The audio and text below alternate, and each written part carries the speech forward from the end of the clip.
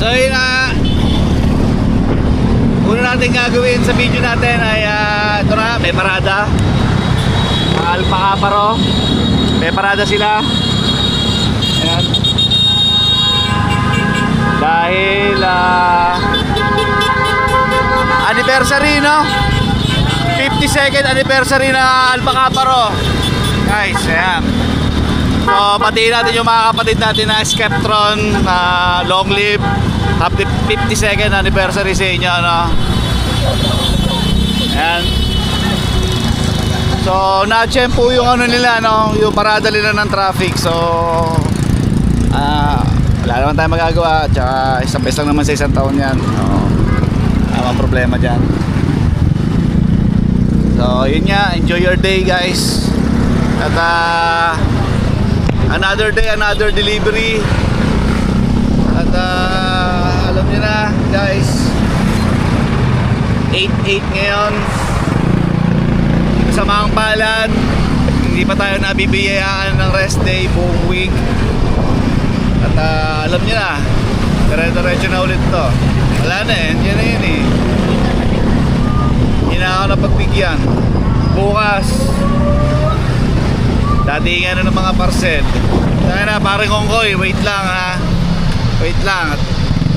Kaya na sipag ko eh. Wawa.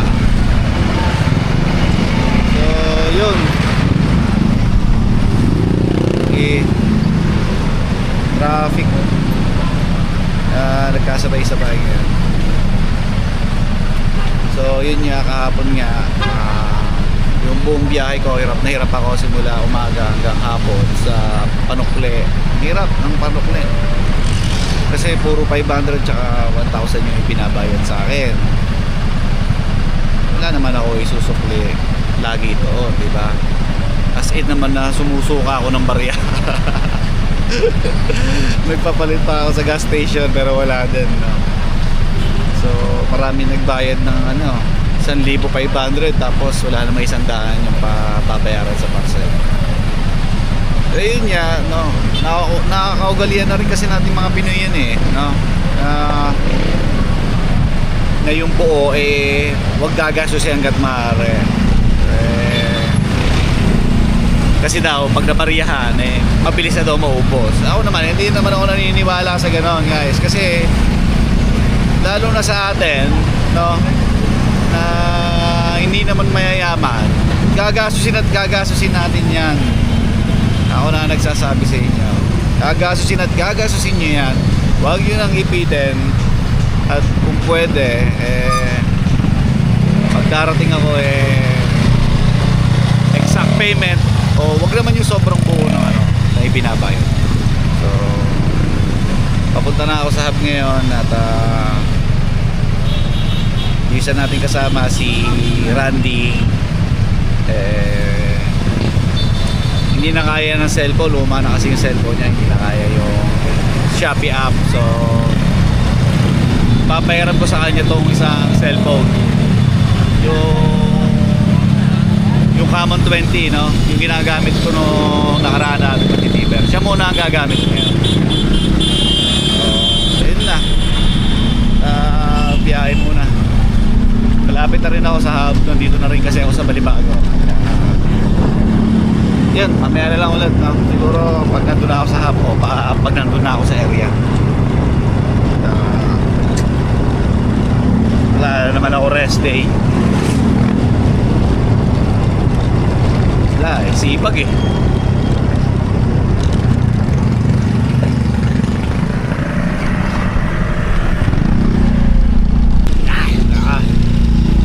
Nasa area na tayo, no? Pag-usapan nga natin yung mga panukli-panukling yan, tsaka yung mga pambayad nyo, no? Kasi kahapon nakaranas ako no? Maghapon 500 tsaka 1,000. Puro ganun ang binabayad. Ang hirap magsukli, sa totoo lang. Halos maghapon kung problema yung panukli. So pagdating sa ganyan, guys, alam ko naman kasi na nakasanayan na natin mga Pinoy yan na yung 1,500 na buo ayaw gastusin ayaw bawasan kasi pag nabariyahan daw mabilis daw maubos. So either way naman gagasusin pa rin natin yan eh, di ba? Shopee po, Ma'am Elvira.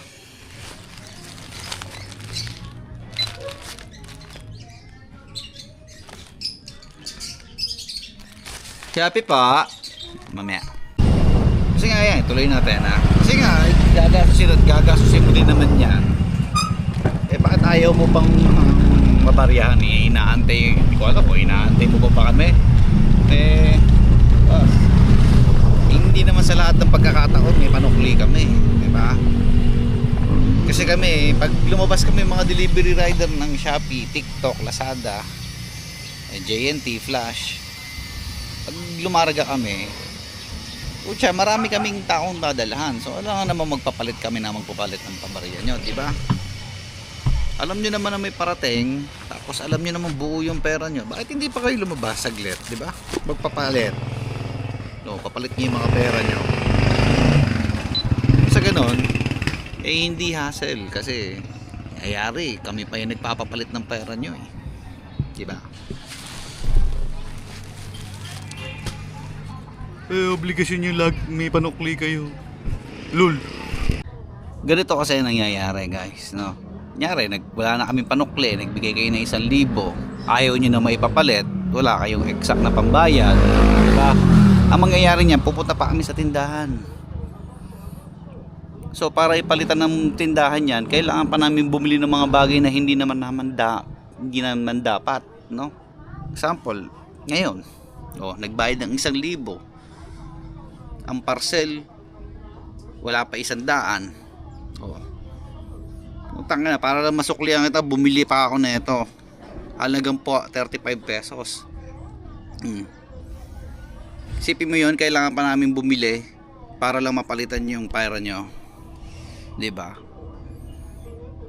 Kasi gano'n lang naman yun eh. Kahit mag-ready ako ng 5,000 pesos na panukli, no?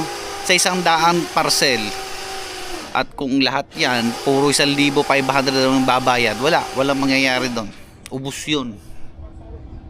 Kaya kung alam nyo naman na may delivery kayo at alam nyo buo yung pera nyo, papalit nyo na, no?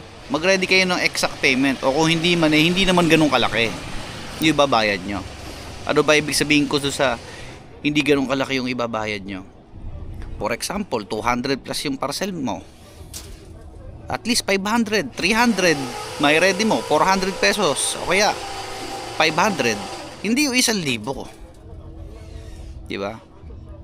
O example, wala pa 100 yung parcel mo, 100 ibayad mo, hindi 500, hindi 1,000 yung ibibigay mo, di ba? Yun yung ano ko, kumbaga wala na ba mas liliit pa dyan sa hawak mo? Alam mo naman pala may parating kang parcel, alam mo naman, pwede mo naman i-check yung presyo. Sabi mo, hindi ko kuya, hindi ko naman presyo. Pwede mo naman i-check, di ba? Check mo. Okay to, 60 pesos tong parating kong parcel. Naku, buo yung pera ko, 1,000. Makapunta na sa tindahan, mapapalitan na. Ganon! Di ba? Di-expect nyo lagi na wala kaming panukli kahit meron, no? Ganun lang gawin nyo, i-expect nyo. Kasi hindi naman kami tulad ng Food Panda, Lalamove na pwede kayong mag-remarks na change for 1,000, change for ganun. Kasi yon, kung mag-multiple man na delivery yan, mga 2-3 tao lang yon. Kung mag-pooling yon, no? Hindi katulad namin, isang labas namin 100, 120 na parcel. O sa tingin nyo, ilang tao yon? Sabihin natin sa 120 na parcel, 100 tao. Di ba? Di ba? Lang naman yun sa akin, no? Kasi kahapon danas ko maghapon puro 1,500 eh. Sakit sa ulo eh. Di ba? Di ba? Ngayon kinausap ko yung isang customer, sabi ko, ano ma'am, sino mo magpapapalit? Ako, ikaw. Sabi niya, ako na daw. Wala, sabi ko, sige, ikot muna ako, tignan ko, baka mamaya may bayad na barya yung customer. Sobrang na customer, 500 ulit. Diba? Hindi ko na nga nasuklihan yung isa, dadagdag pa yung isa. Ganon kabigat, no? kahit mag-ready ako, kahit sabihin ko sa inyo, kahit mag-ready ako ng 5,000 na panukli, ilang bahay lang yan, ilang 1,000 pesos lang yan, ubos yan. O, tulad yan ngayon, magkano naka-ready kong panukli? 1,000. Wala na. Napabili pa ako na ito. Lugi pa sa inyo. Diba? Ay lang naman sa akin, no? Yan. Tama naman kayo. Oh, tama kayo. Kailangan lagi kami may panukli. Oo, lagi talaga kami may panukli. At nagre-ready talaga kami bago bumiyahe o kaya after ng first drop. Hanggat maaari nagre-ready talaga kami ng panukli. Eh kaso, paano naman ang gagawin namin kung lahat kayo magbabayad ng 500 tsaka 1,000? Oo, diba? Kayo naman. Oh, baka sabihin nyo na naman, mag-resign ka na kung ayaw mo na hirapan. Mag-resign ka na kung wala kang panukli. Loko-loko. Loko ka pala eh. Hindi ko naman sa inaano kayo. Ang akin nga lang, i-expect nyo na lagi na kaming walang panukli. Dahil, sinasabi ko nga sa inyo, hindi lang isang tao yung dinideliveran namin. Marami po yan. No, ayan, may nakalaglag ng parcel. Oh. JNT.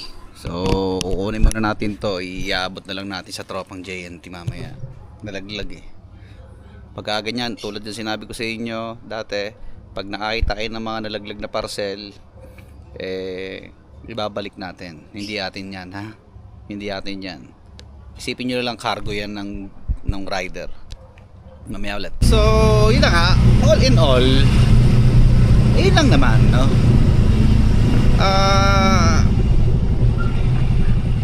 Kung may parating kayong parcel, please paki-prepare yung possible na pinakamaliit na bill na kaya mo, no? Kung alam mo po yung pera mo, malaking halaga, baka pwede ipapalit mo na. So, hanggang dito na lang muna tayo at dumilim na nga ang panahon. At maghahapit na ako para makabalik para sa second wave. So, yun, tulad ng paalala ko sa inyong lagi, no? Pag-iingatan ng inyong mga sarili. So yun, hanapin ko pa yung rider nung nalaglag na parcel. Diyan muna kayo, bukas na ulit.